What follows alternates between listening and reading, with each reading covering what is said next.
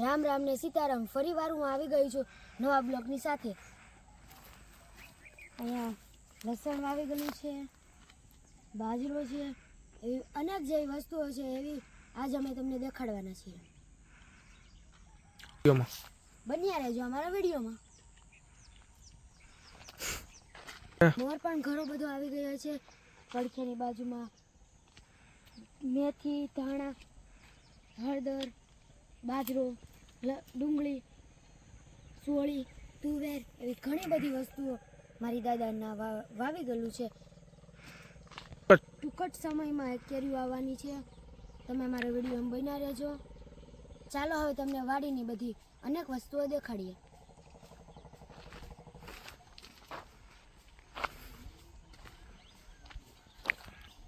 તો ચાલો હવે તમને રીંગણી દેખાડીએ, કવડી કવડી થઈ.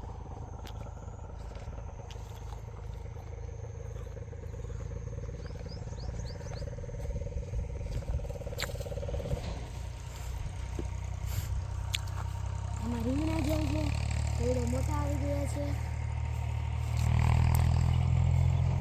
એમાં રીંગણા એવડા થઈ ગયા છે.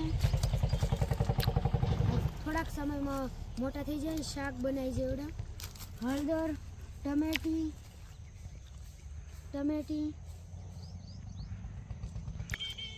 આંબાની સાઈડ બાજરો છે, નીચે ડુંગળી છે, સોળી છે, ગુવાર છે, એવી અનેક જેવી વસ્તુઓ વાવી ગયેલી છે. બન્યા રહો મારા વિડીયોમાં, હજી તમને ઘણી બધી વસ્તુ દેખાડવાની છે.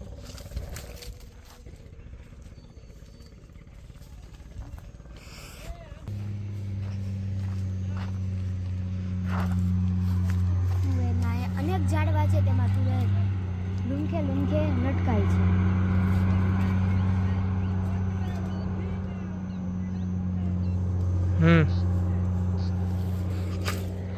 બાજરા પૂછવું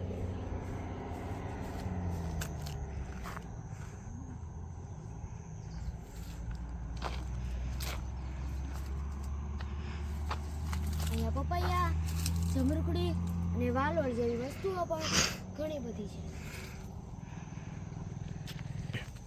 પપૈયા કાચા છે, પાકવામાં થોડોક સમય લાગશે. હવે મેળો પણ છે. હવે તમને વાડીનો નજારો દેખાડીએ. આમ કલમ આવે, કલમ આપણે કવવાનું બધું વેરા પસવાડે. ચાલો હવે કવો જોવા જઈએ.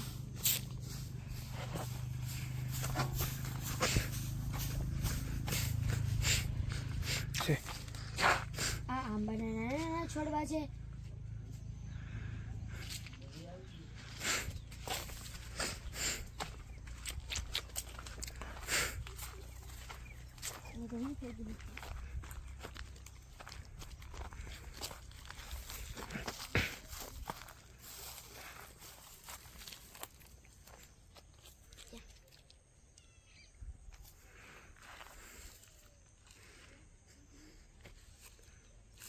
ચાલો